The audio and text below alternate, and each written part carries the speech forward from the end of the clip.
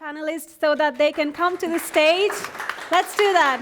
Sanna, we have here Sanna, we have Lauri, and we have Maria, and Laura, and Anttoni. Woo, I remember all the names. Perfect, let's start this discussion. So, welcome everyone once again for a panel discussion we are doing on updating entrepreneurship to 2020. And thank you, Mary, for such an interesting presentation to set the base of what it means entrepreneurship to you. And that's what today we're going to discuss here, debunking some stereotypes and myths and finding new, reinventing a new definition of entrepreneurship. So, are you guys ready? Are you all ready here?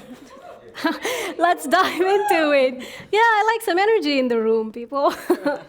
Maybe I'll if I might, I would like to start from you, Sanna. Thank you. So you have been working and advising entrepreneurs, and you have been working with companies for over 10 years now. Do you see along that path ever that there are certain ideas or perceptions that we link with entrepreneurship? Well, yeah, I think that there are the entrepreneurs I work with. They have become more and more variable people there. There used to be in the beginning of my career, it was more and more mostly male entrepreneurs, especially the older ones used to be male. And here in Finland, it was quite generic what the type of the entrepreneurs.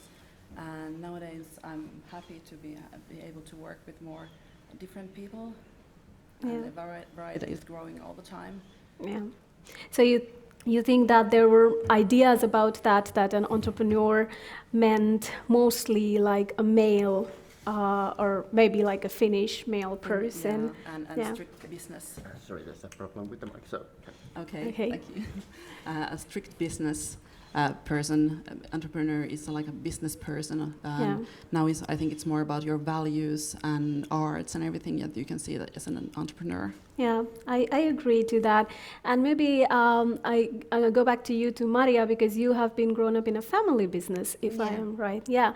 So do you see, coming from that background, that there has been some perceptions or stereotypes that were related with being an entrepreneur and what entrepreneurship means? Yeah, I think traditionally you can be started by family business, or you have decided to become an entrepreneur so young. But now in my work nowadays, I can see that there are many skills you have, or any kind of many of them entrepreneurs beginning. Want to be their own bosses or make them own schedules. But it's much more, because as an entrepreneur, you should do the marketing, you should do the sales, customer relations and communications and all of that. So maybe that's changed nowadays. Yeah, so it's like not one single looking kind of a person is not an entrepreneur, and we don't really have some set of skills attached to it. So then what is entrepreneurship in 2020? Maybe Anttoni, you are an entrepreneur yourself. You can tell what it means to be an entrepreneur. Yeah, that's an excellent question. I think entrepreneurship is very much a form of self-expression. I think self-expression has been seen more like towards, or has been like, at least pre-assumed as like a form of art. But I think entrepreneurship is exactly that when done right. I think it's just like expressing yourself, expressing your frustration of the events that are occurring in the world, and then just like fixing those problems, right? Yeah. So I think it's very, very simple, and I think that is why, because a lot of the entrepreneurs these days are very diverse. Like, people come from like multiple backgrounds, and that's great. And I think that is the reason. One of the biggest reasons there is that companies are built solely on their values, and companies look exactly the good companies look exactly the type of attributes that the founders and the first employees have, right? And later on, and when people join. So when done right, I think it's a form of self-expression. So you think that entrepreneurship in 2020 is more about self-expression rather than set skills or ideas behind that? Exactly. Yeah. It's so easy to find resources to build on top of online. And there are like a lot of things that are very easy to grasp and very easy to kind of like approach. So anyone can really like get access to those tools without going to business school or even like studying tech, you know. So that's like the beauty of entrepreneurship in 2020. Yeah. Personally. So everyone listening here, you don't have to wait to go to business school to be an entrepreneur in 2020. That's a great plus. And what about you, Laura? Because you have been interested in the changes happening in the society and you use that into your work as well. Do you see there is a change coming in entrepreneurship, like what the other speakers also mentioned, but do you see exactly where the changes are happening or what kind of things are changing? Well, first of all, I think the stereotype that you have to choose whether you want to be an employee or an entrepreneur, that is changing. So first of all, you can combine the both. You can have a full-time job as an employee and have a small side business. For example, my sister, who has a full-time job in a marketing company, she has a small business as a social media influencer on the side. And I think that kind of combination is coming more and more common. And also, I think you can have, as an employee, you can have some skills that like entrepreneurs have, like problem solving, self-management, and that kind of skills. So I think the stereotype of that you have to be only entrepreneur or an employee, that is changing. Yeah. And yes. Go ahead. And also the career is not a one-way street anymore. So you can switch from being an employee to being an entrepreneur and vice versa. Yeah, I agree, because most of the companies these days are looking for employees who have an entrepreneurial mindset that can innovate and create and have more ideas at the workplace. And Lauri, you have been a serial entrepreneur, so you have had a huge experience into it. Why do people actually become entrepreneurs? Like, what is the zeal? Why do they want to do what they want to do? Great question. At least, like from my own perspective, I think that it all boils down to like you just have to do it. So there's a bunch of things that you see in the world, and you just like have to go at them. And if there's not an organization that can actually like work it out for you, then you have to do it yourself. Yeah. I've started 4 companies, and basically all of them started out of necessity. I never had this like this is like this huge like dream, or like I want to make $1 billion exit or something. I was just like damn, like I really want to, sorry my language, but like I want to get this stuff done, and there's no way to get it done unless there's an organization, like and and then there it was. One thing that really sort of like has kind of dawned on me in the last couple of months is like that we've been racking our brains at like this now working at Aalto, which is by the way my first day job, like at Aalto. So like we've been racking our brains about how do we define entrepreneurs, and especially what like the entrepreneur mindset, which like often is kind of like thrown up as kind of a hazy thing. Exactly. And it's sort of like if you want to nail down what's the sort of like the crux of being an entrepreneur in 2020 is that everybody can be an entrepreneur, but even like furthermore, with the corona, everybody actually is an entrepreneur, because like we've been now pushed into the position where that safe structure that we were kind of cozily used to in this organization doesn't exist anymore. And this really nailed it down, like that actually what is an entrepreneur? So the way I really like the definition right now is it's how you relate towards problems. And a non-entrepreneurial problem is like, oh gosh, the problem, like, I need to get away from that scary thing. Yeah. An entrepreneur goes like, interesting. That really bugs me. That needs to be fixed. Like, if it bugs me, it probably bugs, a bunch of other people as well. So let's figure out how to fix that. And, you don't need your own company to be able to do that. You can do it, having a payroll somewhere else. But it's like, that whenever something basically sucks, you know, the entrepreneur goes at it. And I think that's sort of like the one thing that more and more people are now waking up that they can do, and in a sense we all right now sort of, you know, need to do, because the world is like really throwing these big curveballs at us. And now like we're seeing so many people, you know, just go at them and try to hit them, and when they fail, they try again. And this is, I think, what the entrepreneurial mindset actually all boils down to. Yeah, but like you are a professor at the Aalto University, and you're also the co-director of Aalto Ventures program. So what do you see in the budding entrepreneurs? What is the motivation? Why they are jumping into something? Of course, they like to solve problems, and like also Mary said before, they are more impact-oriented. Is that something they already find during their universities or when they are studying, or is that something later when they see people around doing the same thing? What exactly makes them take that decision? Oh, well, I think I'd venture to say that the Aalto, well, I don't know if it's the Aalto sample. I think it's this whole generation actually. Yeah. It's just weird. Like, you know, young people are strange. I never thought I would say that out loud, but here, you know, I'm 43, so I'm an old geezer now, and there we go.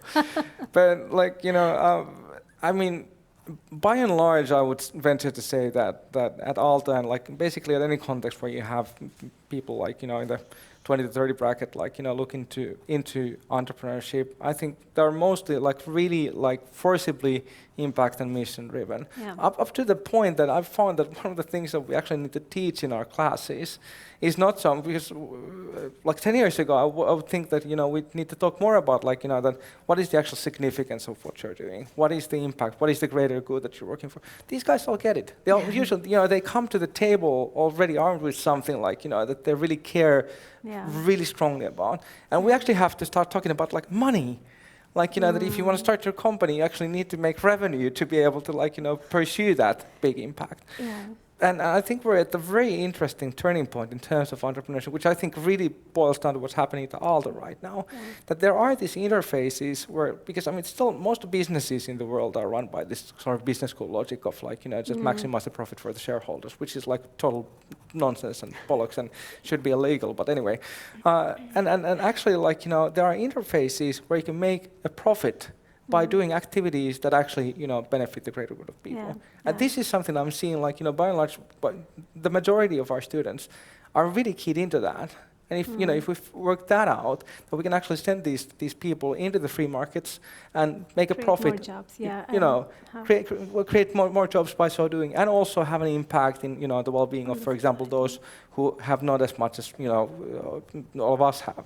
Yeah. And this is, I think, like, you know, something amazing that I see. It's kind of like, you know, it's starting now. But it's like, I think the potential there is just gigantic. What about you, Maria? Because you have been into a family business, and now this is a different kind of entrepreneurship. So you see the motivation has changed? Like in like 20 years ago, was the motivation different than what entrepreneurs have today? Yes, of course. There's still some kind of, if someone wants to do and have their skills for everybody, so maybe that's the same.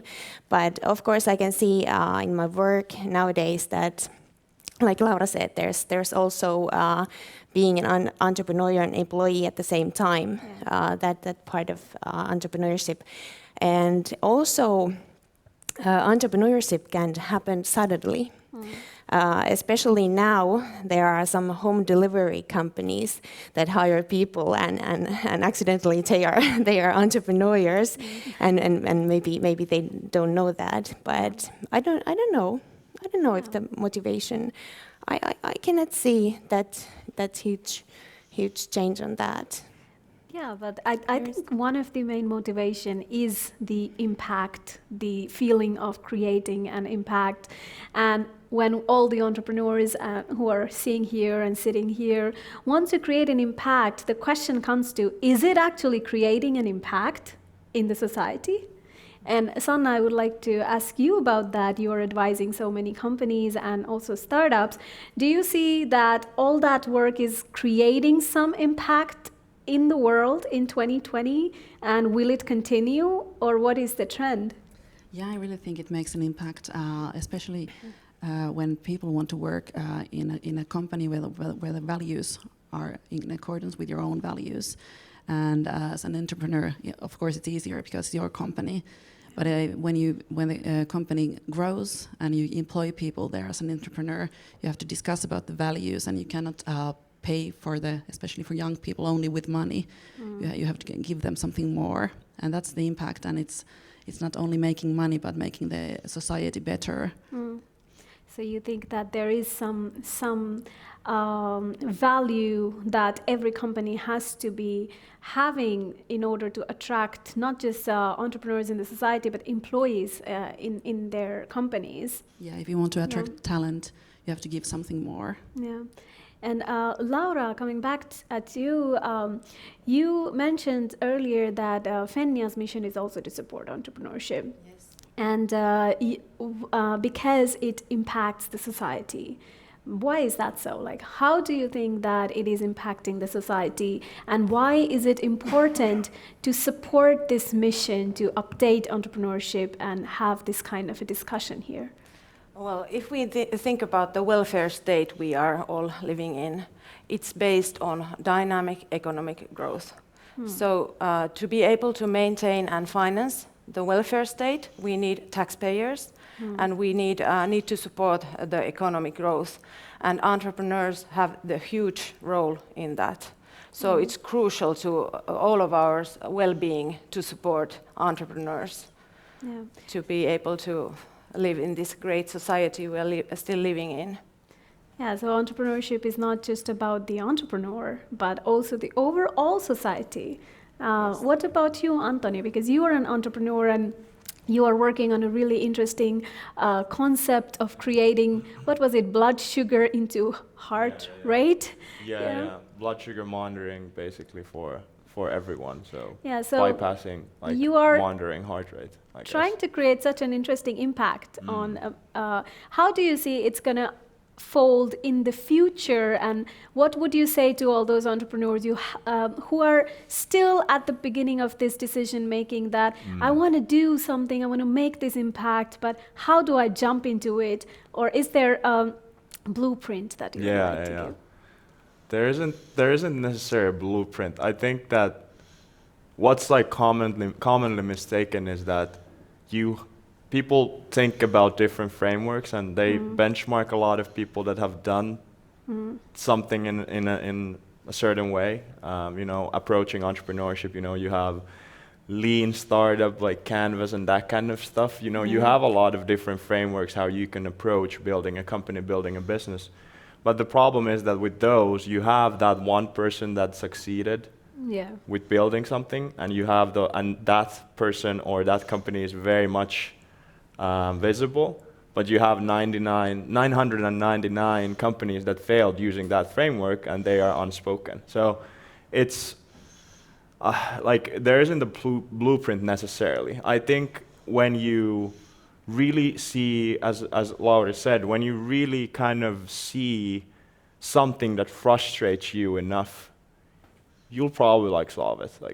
I'm putting my bets on you if I see that in your eyes, right? So it's something that kind of big companies come out of great frustration, I would say, towards something, and they just go out and solve it.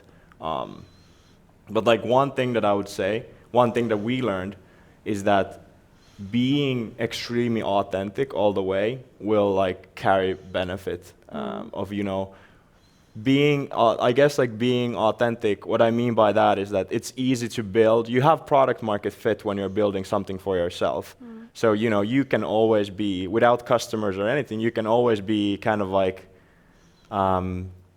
you can always be honest with yourself. The product that I'm using, does this solve a problem for myself? Yes or no? If no, we'll code more. If yes, then we'll just push this out to the market. Yeah.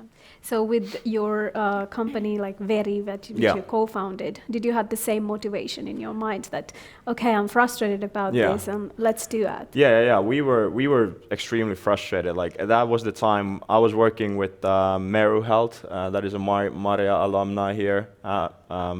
They moved offices now. I was working with them. and we were actually in San Francisco. We kind of like went there to build like a garage company. That, you know, that's that dream.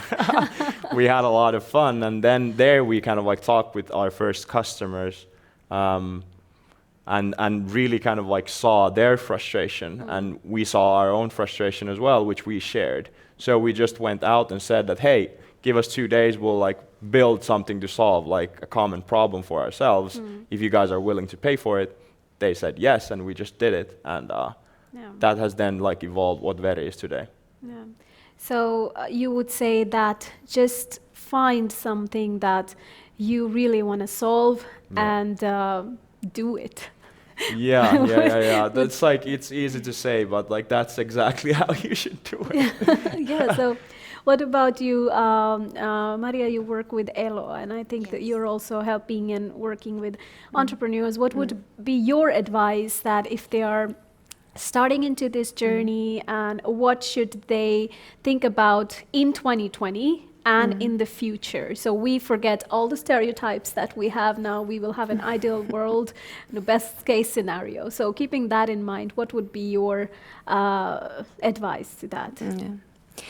I advise to be brave and to chase dream, but still have some focus on responsibility that freedom always gives you, and maybe think about yourself and your well-being too, and that kind of things. And of course, there's a huge change. It doesn't matter in entrepreneurship if you are anymore that you are entrepreneur or employee or both of them. But there are a few differences, especially in social secure, and that might be a big difference that you even don't understand.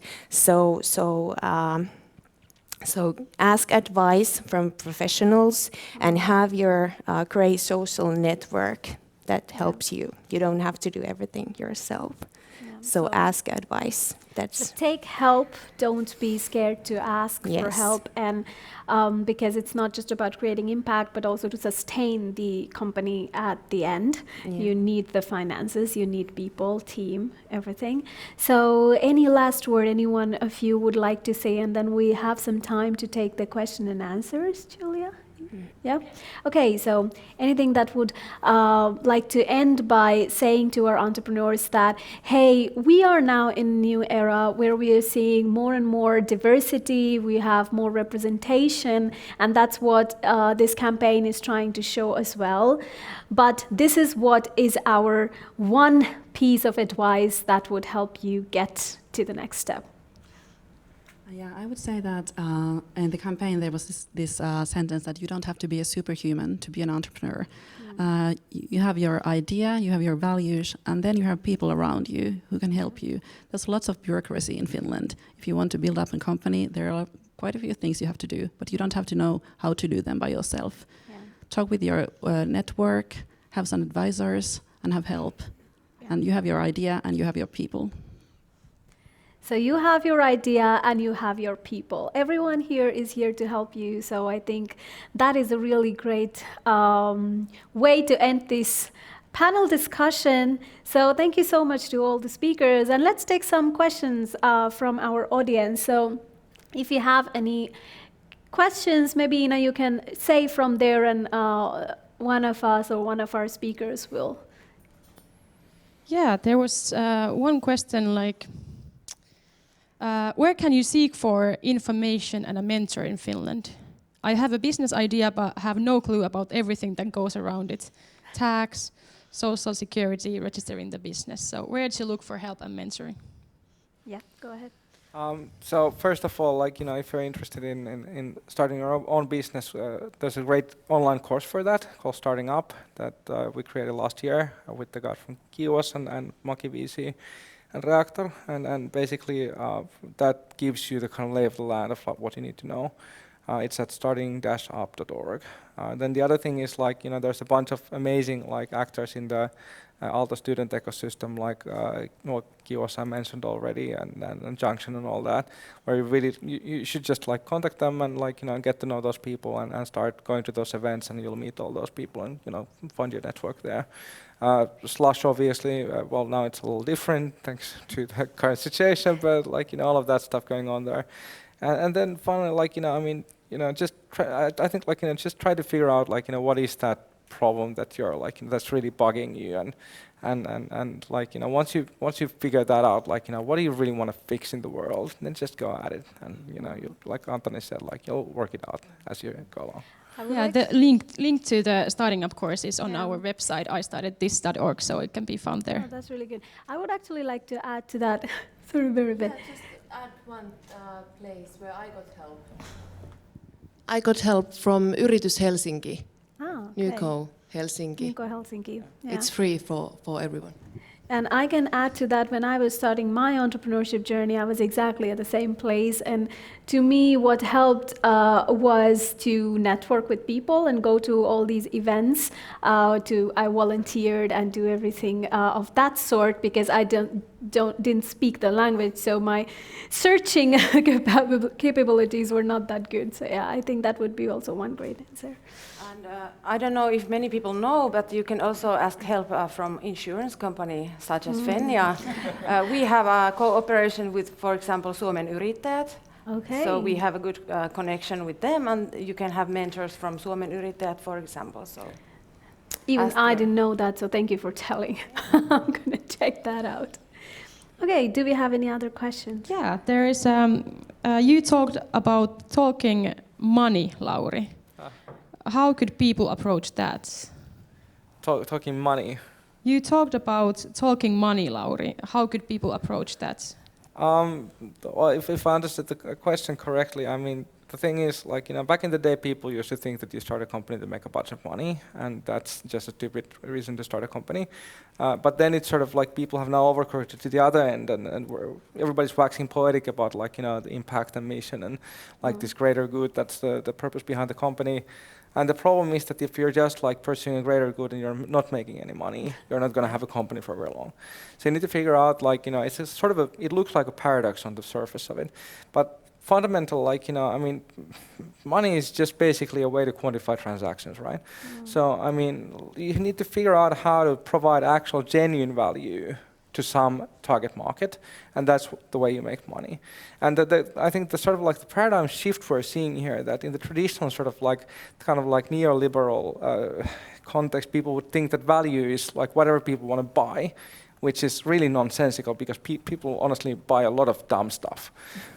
So actually, like, if you just go at it by thinking about what is actually like genuinely valuable to people, and you build that, and then you figure out how to sell that, then you can, like, do stuff that's really like doing good in the world, and you can make enough money with that so that you can run your business.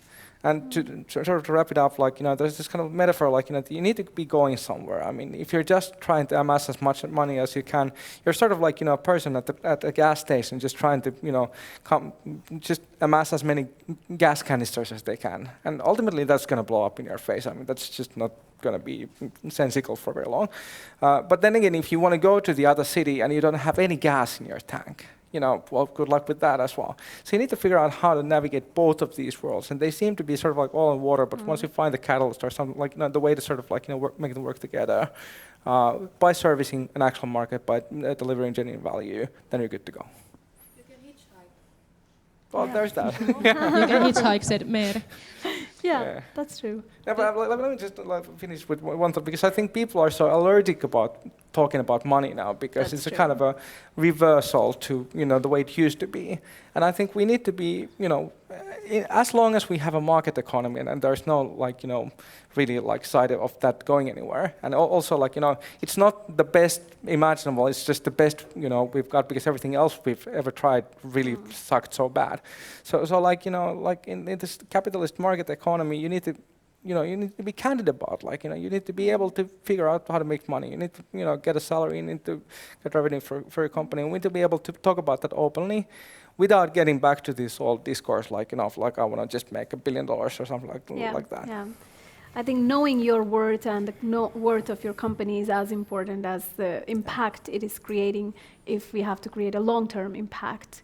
So that was an interesting question. I agree. Do we have still time? Yeah, we have time. Okay. And I was just saying, I think it's also, in this capitalist society, the money is also power. And if you want to change things, we have to, like you said, we have to be candid about it.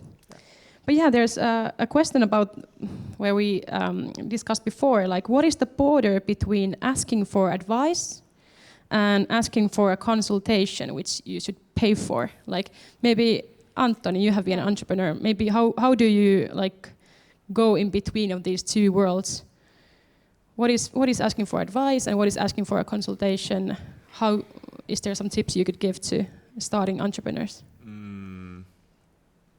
Wait, I'm trying to grasp the... Or if someone else has an idea, like just, bring it forward. Yeah, go ahead. Yeah, as a consultant, I think it fits someone else a bit better. Yeah. Well, there are lots of startups coming to us and lots of new entrepreneurs. Yeah. And of course, in the beginning, you don't have that much money, and then you have to talk about the money. And on the other hand, it's the business that we sell. So it's also, but it's a general consultation you can always have with your people, and it's fair that you get some advice for free. But it's not. It's hard to say when it changes. There's always no strict limit there. Yeah. And then of course you have to find with whom you talk about, and there are lots of help for startups and entrepreneurs in the beginning. But you cannot get everything for free. Yeah, I agree. How I do it is like I first go and ask for advice, and if it doesn't solve my problem, then I go and pay to the consultant. So you can try out. Most of the time when you go to the advisors, they will advise you and ask around in the networks, and you might get the answer how to do it, what to do. But if you don't, then you know that, okay, now it's the time that I can just give kind of like practical examples, and I don't mean to exploit any of your works, but I'll now say it. If, like, for example, talking with lawyers, what you want to do is that you want to contact them. You'll get free advice for some point, like on some level. So what you want to do, you want to build a good case and just like send them a crazy long email, like asking a lot of questions. They'll probably answer the first email, and you'll get like most of the answers, and then you might not have to pay for them. Yeah. Practical tips. What we've done. Yeah, I think it includes like you need to be very clear on what you're asking. Yeah. So it already clarifies a lot in your mind. Yeah. I think that networks are very good when talking about your business idea or anything like that. But when we're talking about yourself and you're secure, so contact the professionals. If it's about the taxes, call the taxation, and if it's about insurances, call the Fennia. If it's about the pension insurances, call to Ella. So there is always a professional to help you with your specific occasion. So yeah. What I've also learned by reading our role model stories and chatting with the entrepreneurs is that they always, all of them tell that do things together, like test your idea, help each other, because you will ask help at some point as well. So maybe having this kind of like giving back, mindset as an entrepreneur, maybe that's important. I think that's also what updating entrepreneurship to 2020 means, because now we are more in this, once again, into this community setting that we are all doing it together. There are co-working spaces which did not exist 10 years ago, and people were really alone doing entrepreneurship by themselves. But that's not the case now, and there is so many people and networks that can use that help. So I think that is really good change that has happened. Yeah, I definitely think like Finland is, like I think we should like be selling like internationally, especially now through like on like COVID times, and we should be selling like experiences for people around the world to come here and become entrepreneurs for a couple of reasons, which are super unique. Like the whole the whole like student entrepreneurship and Aalto's like contribution towards entrepreneurship has been huge, and that has created a world where there is a give back mentality that is like totally unique in anywhere around the world, living in China and US and working in both of these places. And as well, like the amount of help you get and amount of like transparency there is, like of all like different grants and like Finnish government support and all of these companies as well stepping up, like insurance companies and consultation companies stepping up and saying, and banking companies saying that, hey, we are here to help, we're here to like make this as easy as possible for you because we see a lot of value in this, is something that is like totally unique in the world, and that should be well, that's a very good reason. If you happen to be in Finland and you happen to be frustrated about a problem, entrepreneurship is the best way to go. So there you have another business idea. Anybody wants to take it? Go ahead. I really agree what you said. There's so many grants and public institutions, organizations, companies. They help entrepreneurs in so many different ways. And also on our website, istartedthis.org, there is a path to entrepreneurship, which lists all the places you can go for help. There are still a couple of questions if you have energy. I just want to end with one question about the campaign, which is I started this, and it's all about. I was saving this question to end it with. So it's all about showing representation, like also Ina mentioned in the beginning, that how important it is to see role models when we are entering into entrepreneurship, and that is something we need to talk not just in 2020 but going forward. So what would be your comment on that why representation is needed, and how come this kind of campaigns like I started this could help bringing that thing out to the society and helping our coming and budding entrepreneurs? Anybody would like to address that? Yeah. I think it's blindly obvious why we need that, because people are still stuck with this sort of like classical stereotype of the entrepreneur. And the fact is that like we talked in the beginning, like everybody can be an entrepreneur, and in a sense everybody is sort of like more and more also becoming pushed to this position where you have to think like an entrepreneur. And the fact of the matter is that what I'm like, Finland is, I think, like one of the, if not the best place to be an entrepreneur right now. Even we have some inertia here and there, but at the end of the day, like compared to the US, China, whatever, like we're just like way ahead of the game. And what we're seeing here is like finally people are like starting to realize that, for example, like the winning teams are diverse. Like you need to have all kinds of people, all kinds of like you need to have diversity of diversity. Like it's not just enough to have like great gender balance or something like that, but you need to have like various dimensions. Intersectionality. Exactly.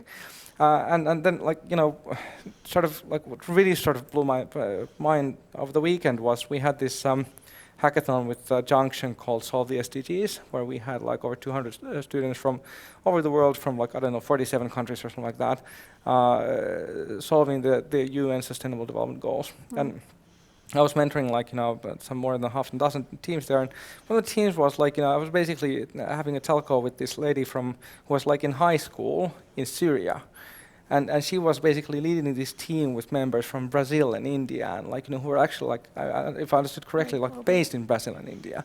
Yeah. So she had this fully global team. She's in high school, and like basically like in a country that's not like at all stable. And she had this like crazy cool idea about like how to push that like concept forward that they were building. And she had basically worked out all the sort of like details, and like an amazing like I think like she should be like one of the leading role models for entrepreneurship. And this is what we're seeing by and large happening more and more, that you don't have in reality there are no longer the stereotypes, but people still think that there are, and that's why we need these role models. That's why we need the message to be forcibly sent to the field that like that this is not for just some like selected few. It's something that's for everybody, and it's gonna make our lives better if we really embrace it altogether. Totally agree. Yeah, about Lauri's point about kind of like building teams and how teams look very diverse. I think I had a very good talk with Julia from Inclusivi a couple of months ago, maybe even half a year ago, about us approaching building teams as building and hiring and looking at it more as a culture add versus a culture fit.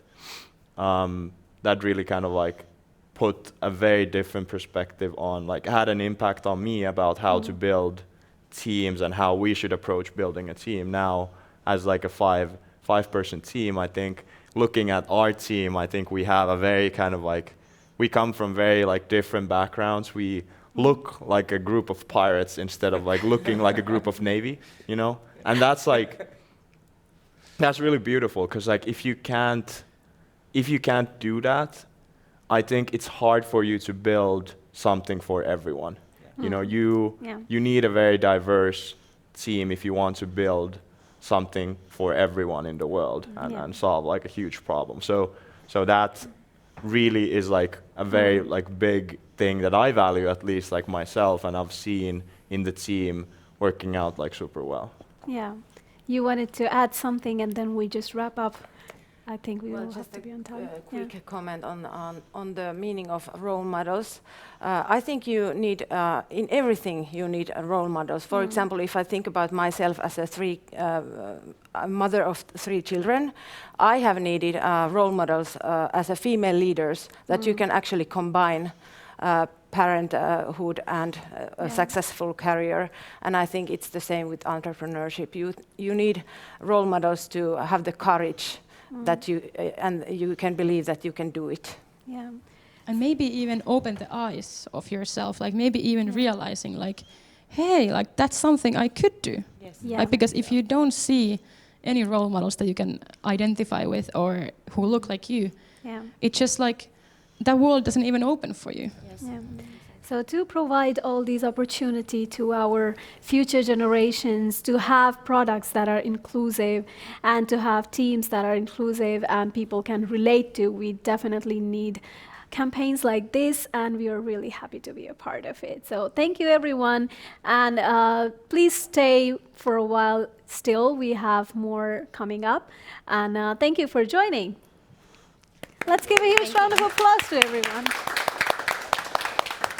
And yeah, thank you. Like Priyanka said, we're gonna have more later, but now we're gonna have a 5-minute break. We hope that you go and hop up off a bit of your chair and get some energy. I got some energy from this panel at least. So let's continue in 5 minutes.